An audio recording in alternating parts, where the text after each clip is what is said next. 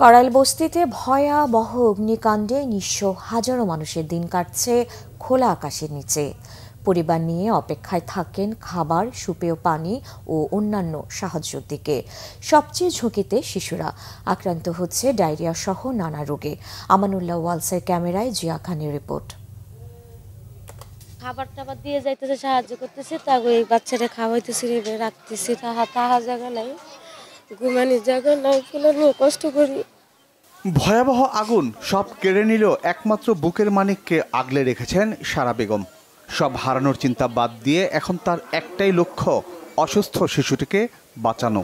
আমি বাবুরে নিয়ে ডায়রিয়া হাসপাতালে ছিলাম মহাকালী। পরে আমরা আবার এই রুমে থাকতাম, বুঝছেন। তো আমি সব কিছু রান্নাবান্না করে রাইখা ওরা নিয়ে হাসপাতালে গেছি। ওর বাবা আমারে ভর্তি করে রাইখা আইসা পড়ছে, আয়া দিয়ে বাসায় আগুন লাগছে, সব কিছু ফিরে চাই গেছে, কিছু রাখতে ঋণে ঘরে টাকা ছিল 10,000 টাকা, হ্যাঁ ফুটে টুটে সব কিছু হয়ে গেছে।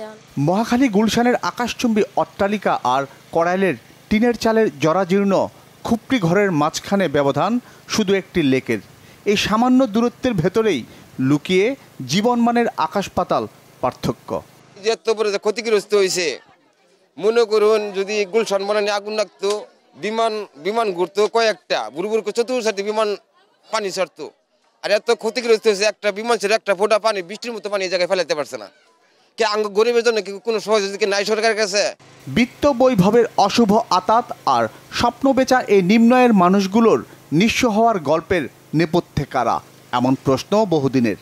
যখন ওই পাশে আগুন আসছে তখন আমরা এখান থেকে বের হয়ে একবারে মাঠে চলে গেছি। এখানে আর একবার লাগছিল, বাজারে একবার লাগছিল, এই পর্যন্ত 5-6 বার লাগছে।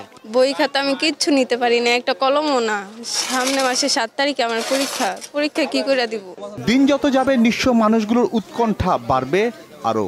ডায়রিয়া হইতে পারে, ঠান্ডা, জ্বর, এগুলা। কারণ ওরা হচ্ছে মানসিকভাবে বিপদগ্রস্ত এবং শারীরিক খাওয়া দাওয়া তাদের প্রপারলি হচ্ছে না। সহৃদয় মানুষের বাড়িয়ে দেওয়া সহায়তার হাতে এখন ভরসা সব হারানো মানুষগুলোর। গেল 2 বছরে 4 বার আগুন লাগলো এই করাইল বস্তিতে। প্রশ্ন হলো বারবার কেন লাগে এই আগুন, কারণ কি, এর পেছনে কে বা কারা দায়ী, সরকারই বা কি উদ্যোগ নিয়েছে?